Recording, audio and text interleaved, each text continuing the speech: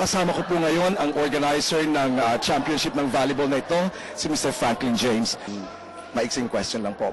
Ano po bang ginagawa nitong event na to para sa mga OFWs natin?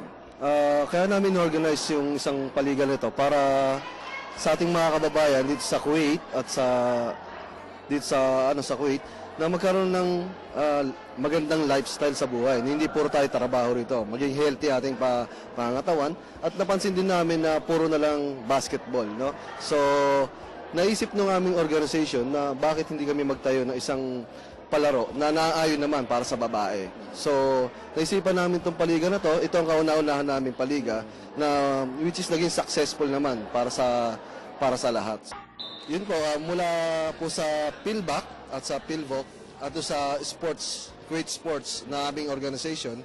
So ito ay isang hakbang para sa pagtatayo namin ng iba't ibang klaseng sports na pwedeng laruan ng mga Pinoy dito sa Kuwait. So ito po ay pangalawa naming sports. By set of March or April, i-open naman namin mga indoor games like table tennis, darts, and chess. So hopefully maging matagumpay yung mga susunod naming mga palaro. Iyan, ano po ang nagagawa sa inyo nitong pagsali sa ganitong klase ng mga palaro?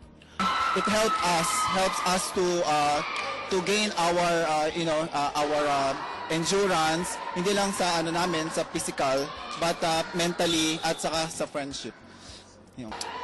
Mensahe ko lang is sa mga hindi pa nakakalaro, kailangan maglaro na sila kasi it's more fun, exciting at more parang gagather ang friendship at magkakilala sa community ng Kuwait.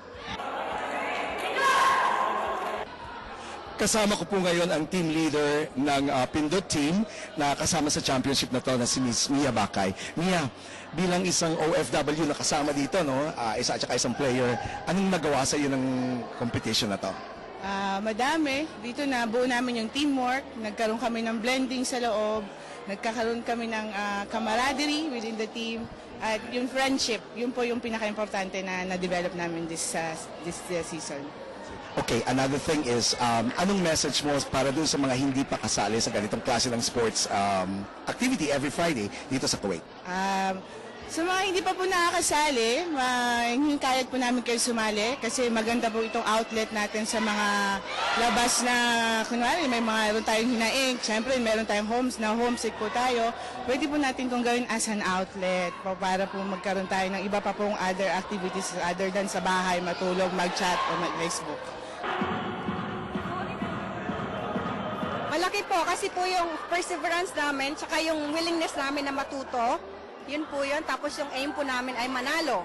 Yun po yun. So sa mga gustong sumali, kailangan nyo lang pong maging masipag at syaga. Dahil na willing po kayo at saka yung oras talaga. Ako nagpapasalamat po ako sa Panginoon dahil naging successful po yung event.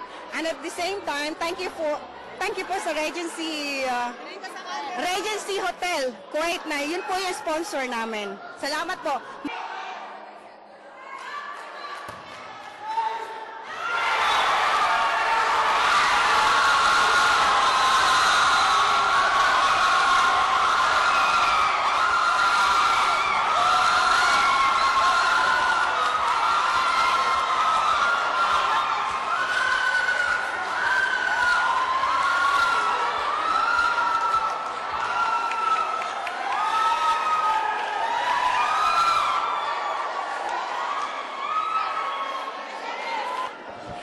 I have with me here the coach of the winning team from the Regency Hotel, Coach Imad.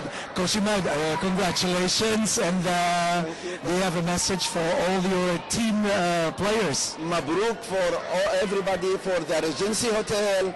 We are very happy and everybody happy. We make very hard practice. After that, we take and win the champion.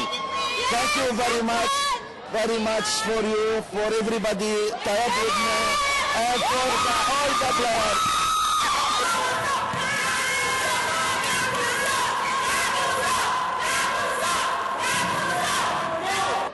Mula po rito sa nanalong team ngayon dito sa Women's Division, ang Regency Hotel, ang champions.